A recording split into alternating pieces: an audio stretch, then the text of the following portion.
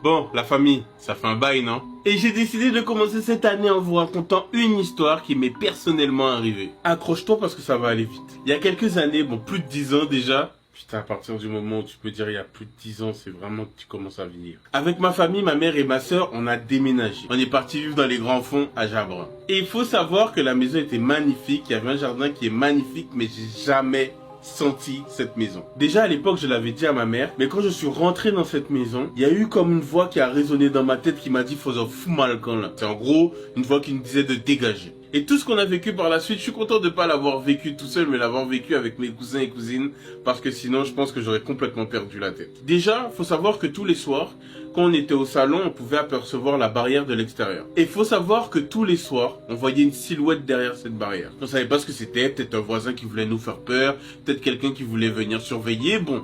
On s'est pas forcément dit tout de suite que c'était du paranormal. Mais ce qui s'est passé par la suite, les gars, un soir, ma mère nous avait dit de faire la vaisselle.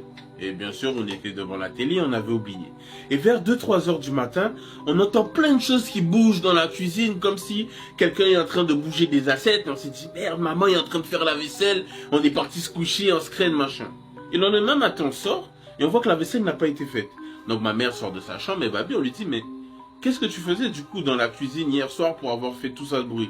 Et elle nous dit, je sais pas ce que vous racontez, je ne suis pas sorti de ma chambre. Et un autre soir, encore la vaisselle, comme quoi la vaisselle ça peut être dangereux. Avec mon petit cousin Nike, on faisait la vaisselle. Il faut savoir qu'il y avait un grand jardin, mais au milieu de ce jardin, il y avait un citronnier. Et lui et moi, on regarde le citronnier et on voit comme s'il y a un lampadaire à l'intérieur du citronnier. Comme s'il y a une lumière qui jaillit du citronnier. Et je lui dis, mais genre, j'ai un problème dans mes yeux, ou toi aussi tu vois un truc dans le citronnier? Il me dit, ouais. Moi aussi, je vois le truc. On commence à fixer ce truc qui brille dans le citronnier, quoi. Donc, on continue à faire notre petite vaisselle en observant ce truc.